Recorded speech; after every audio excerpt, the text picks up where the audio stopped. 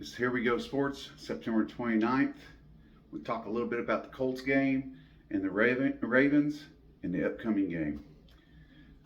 Let's get to it.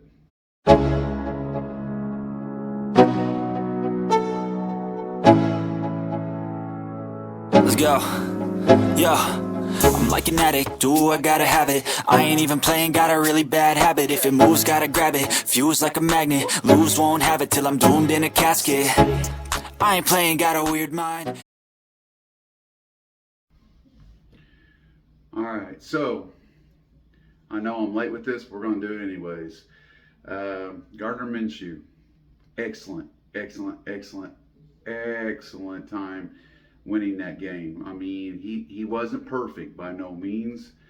I know there's some people out there, some fans of Gardner Minshew, is calling him beast.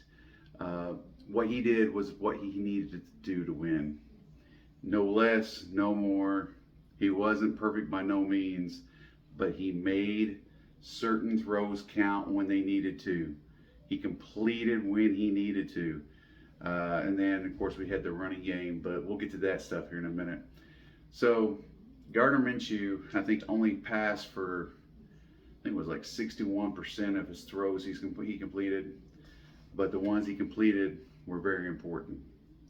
Now, for those of you who are like, he should be a starter, let's look at this, at least from my perspective. Without Matt Gay and those 452 plus yard field goals and the 130 something yard field goal, we wouldn't have won that game. We just wouldn't have. One for our defense getting the turnovers. Well, we got 3 of those turnovers. We got two fumbles and an interception, I believe. Don't quote me on that. It might have been 3 fumbles. But if it wasn't for those 3 turnovers, we wouldn't have won that game.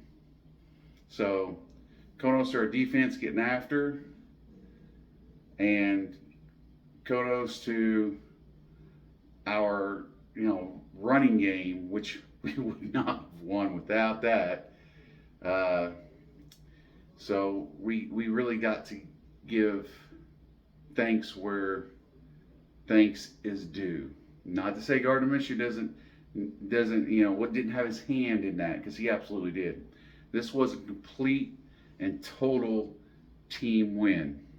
This was not one-sided or the other, because without either, if defense didn't play good enough, we would have lost the game. Offense didn't do just enough, we would have lost the game. If the kicking game or special teams didn't do enough, we would have lost the game. So, with that said, let's talk about our running game. It went for Zach Moss getting, 125 yards. That game wouldn't have went nowhere either. He ran in between the tackles, ran outside the tackles, and he ran his ass off. And for anybody to say this was one-sided, this was the quarterback that won the game, no. Defense won the game? Absolutely not. Big help, though. Huge help. Excellent defensive line was perfect. Offense did not win the game. Offensive line looked good. Didn't look great. They looked good. And good's all we really need, because they gave the time that needed to be given for Gardner Minshew to throw the ball, which one was completed to Zach Moss for a touchdown, and that was a really good throw. And those are the throws I'm talking about that we really needed. And now, let's go ahead and roll into next week's game, because what we did against the Ravens, we got to really stay on point against the Rams, because if we don't, we're going to get our asses handed to us. Defense, they have got to stay on point. They have got to go after that quarterback. They got to get to that quarterback. They got to try to make turnovers happen. Now, Richardson is looking more and more like he's going to be playing on Sunday's game. And hopefully he absolutely is, because we need him. Not because he's a better quarterback than Gardner Minshew, but because he is a better threat than Gardner Minshew.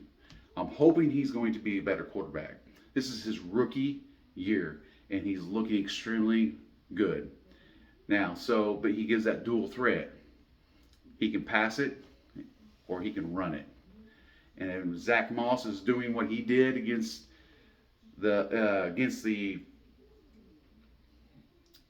Ravens, sorry about that, words, names. But if he does what he did against the Ravens, then we're going to be set up real well. Okay, that's what we need. We need our defense to keep pushing, getting to the quarterback. We need our offense to keep rolling. We need Zach Moss to keep running. And then we need Richardson, if he plays, not to be scared to run the ball. He got a concussion. He got popped. He got popped a few times. But I need him not to be scared to get hit again. What I need him to do also is to know when to get down or when to prepare for a hit, even when he thinks it's not coming. Until that whistle blows and there's 2, 3, 4 seconds go by, he needs not to just be lollygagging into the end zone, kind of, which what happened. He didn't think once he entered the end zone he was going to get hit, and he did. He crossed the end zone and got hit almost immediately at the same time. He knew he was going in. He just thought it was over with. NFL doesn't give up. He got hit. He needs to learn from that mistake, and he needs to learn to get down when he gets into the end zone or when he's about to get hit, or he needs to prepare for the hit, even if he doesn't see it coming. He just needs to anticipate that. Because without his play, that's one less tool or one less threat we don't have. Gardner Minshew was sacked 3 times, and I think it was the first 2 series.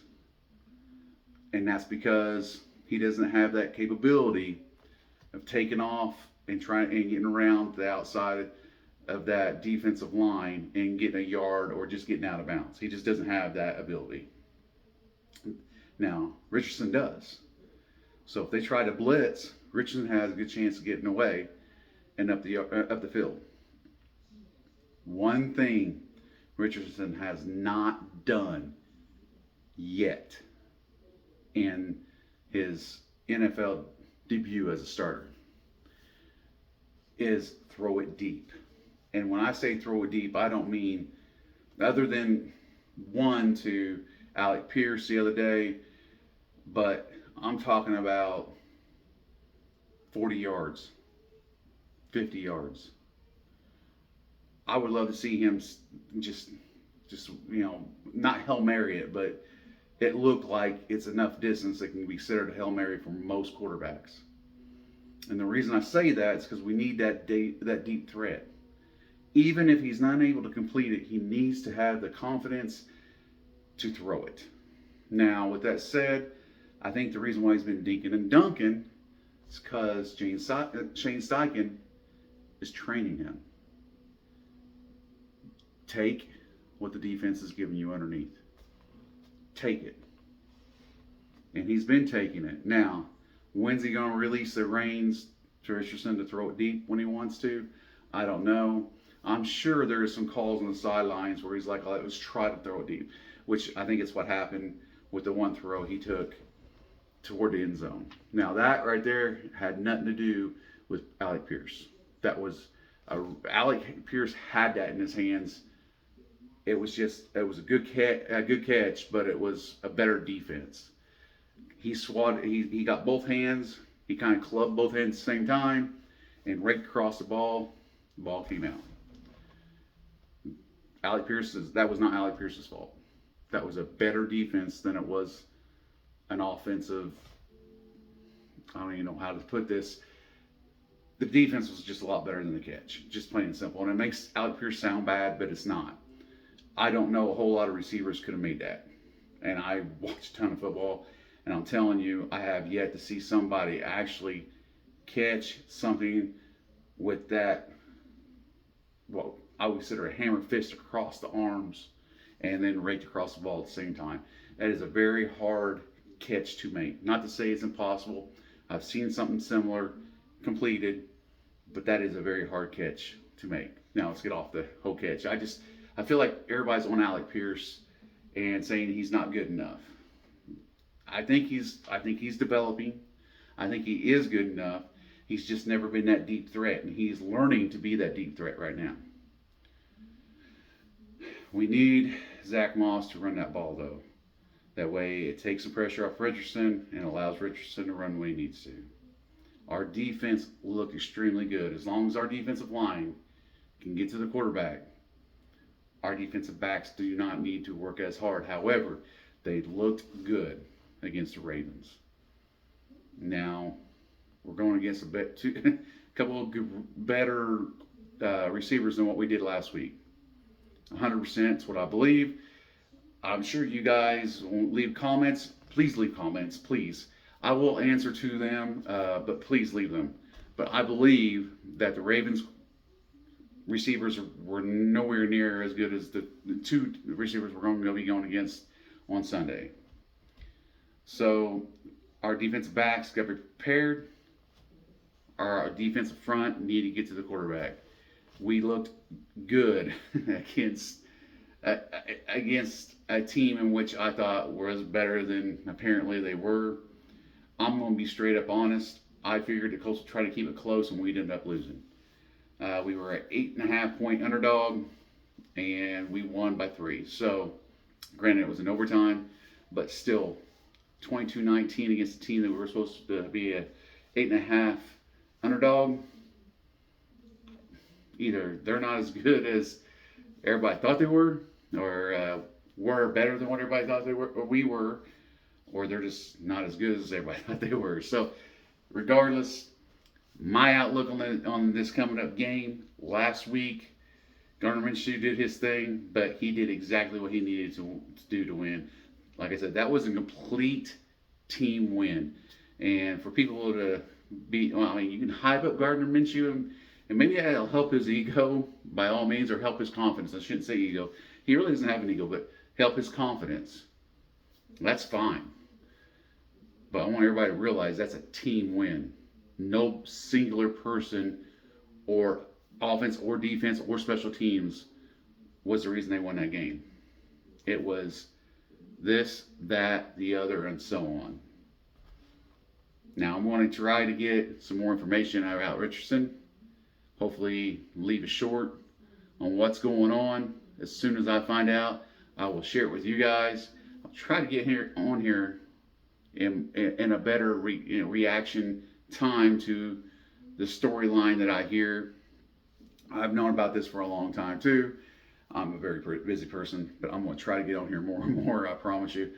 But you guys, take it easy. Hit like, ring that bell, and subscribe if you're not subscribed. If you not like this video, please scroll down, find something you like. But until next